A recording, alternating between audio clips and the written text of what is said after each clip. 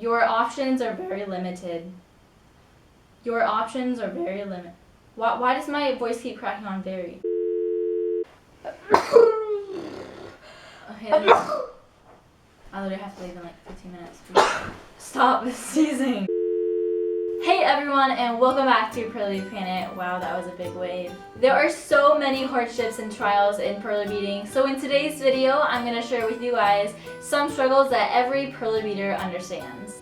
But this video is not made for dissing perler beads or putting perler beads down because it is so fun. This video is just made for laughs and relatabilities. Is that even a word? I know my acting isn't perfect and things are over exaggerated, but that is kind of the point of this video. Hopefully you guys can relate or laugh, or hopefully both, so let's get started. So the first struggle that I have is when I'm looking on Pinterest for a design and I see one and it looks really cool and I really want to make it, but it's at the wrong angle. So I really can't make out what it's supposed to be like, and if I try to copy it, you won't actually know like what row it's supposed to be in and like what colors, and it just won't turn out right. And this really stinks because they are so cool, but sometimes you just don't know. They're either at like a wrong angle or they're really far away, so you can't actually copy the design. So it gives you cool inspiration, but not the actual design. The next struggle is when you find a design you want to make, but you don't have all the right colors already like sorted out. Look, it's jasmine. That's so awesome. I'm totally gonna make that.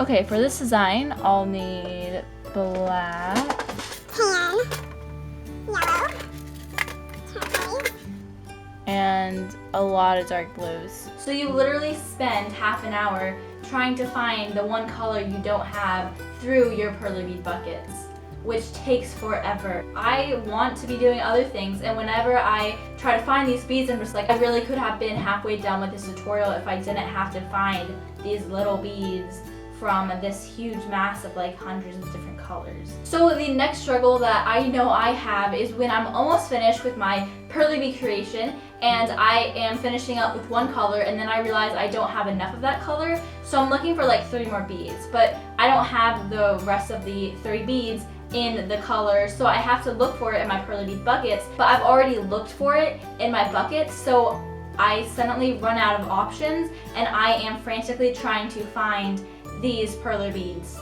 I just need 3. Why is it so difficult? I will literally search for it on the floor, on the table, in my cubbies, in my like cabinet things where I hold all my perler beads. I can't find it. It's kind of embarrassing all the places I look, and it's seriously, I need 3. Oh my gosh, how hard can it be? The next struggle I have is when I am deep in my Pinterest searches and I find some things that would be super awesome, but they're huge. And when I say huge, I literally mean they're like so gigantic I would never be able to make it. Oh my gosh, that is so huge. That would be so awesome to make, but it's so huge. That's crazy cool. Oh my gosh, that looks like an actual photo.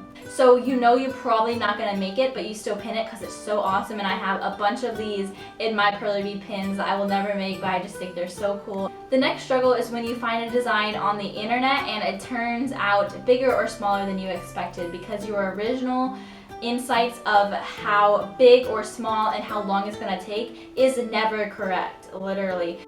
Oh my gosh, this is so cute. I need to make it. And it doesn't seem too big. Well, a lot bigger than I thought. So when I look at something for a tutorial, some things turn out way bigger than I expected and take a lot longer. I think we've all kind of gotten used to it, but that's one of the hard things about like Pinterest. I have found that I need to over exaggerate how much time it needs to take, because that is actually how much time it's gonna take anyway. The next struggle is pretty self-explanatory, but after even 3 years of perler beading, I am still struggling to put perler beads on the pegboard, especially if you're trying to put a bead in where there's other beads surrounding it. Fingers are just too big. So when I'm trying to put one bead on, I will just mess up and like completely destroy like 5 of the perler beads around it, and then you have to fix those and then put the other one on that you're originally supposed to be on. It's just so complicated, and this happens to me all the time. But you will literally see me like mess up. It just happens. It's a daily basis thing for me. The next struggle is when you're on vacation or somewhere away from your house and you are making a perler bead and it's time to iron it, and then you realize you don't have the actual wax paper for the perler beads. So now you're just like, what are you gonna do? And let's just say this wax paper does not do the trick as well as regular Perler bead wax paper does. It just doesn't. I don't know why, but first of all, whenever you put like an iron on it, it gets it all greasy and shiny, the actual wax paper. And then once you take it off, it leaves an imprint, like hazy imprint of all the Perler beads together.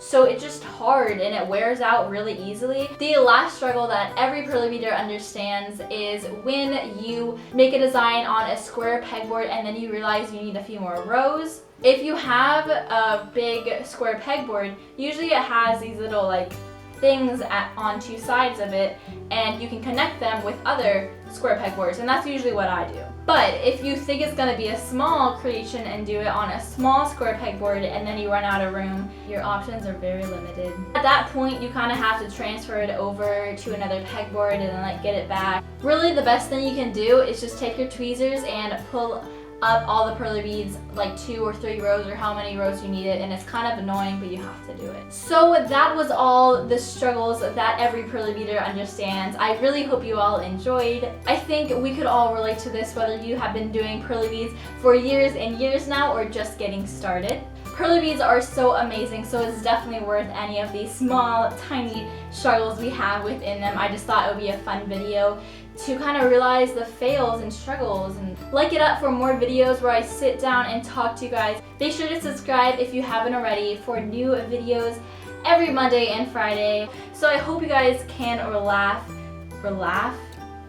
I'm so tired. Thanks so much for watching, and I hope you have a great rest of your day. Bye everyone!